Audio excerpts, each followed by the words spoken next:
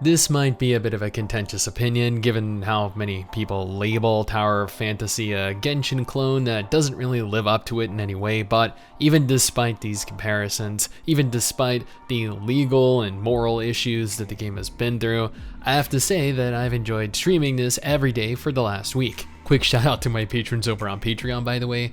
Since this channel is not monetized, every patron counts. When I saw the rushed mess that the Chinese version of this game was, and saw all of the legal trouble, the plagiarism, the theft, the duplication bugs, to name a few, that this game was riddled with, my expectations continued to drop.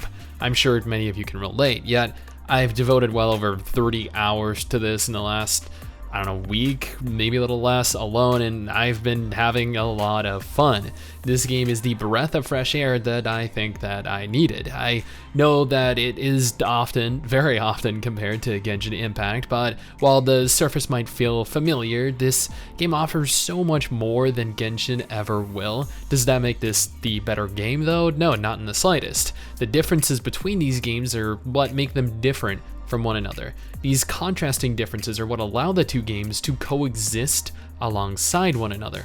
Genshin Impact is heavily inspired by Breath of the Wild.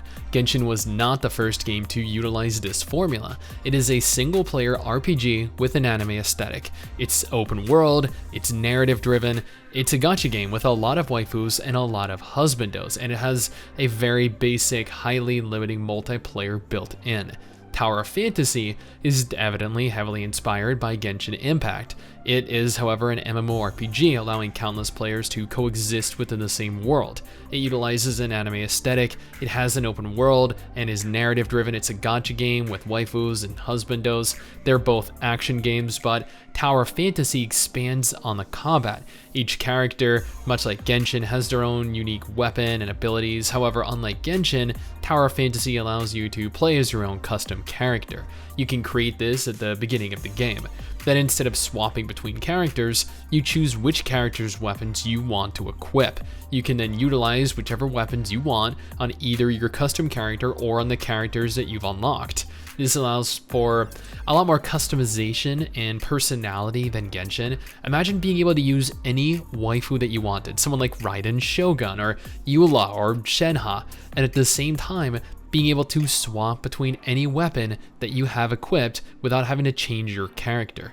That would be sick. The world bosses have been a ton of fun. The dungeons have been a ton of fun, and honestly have been getting significantly more difficult as we continue to level. In-game premium gacha currency is found throughout the world. I think that I've done upwards of 50 pulls thus far without spending a cent and unlocked so many different characters. Although this is subject to change once the global release launches fully, the pities system doesn't reset when you get an SSR character, allowing you to get multiple on the way to a guaranteed character. But the thing that stands out the most to me, at least presently, is the fact that this is an actual full-fledged MMO.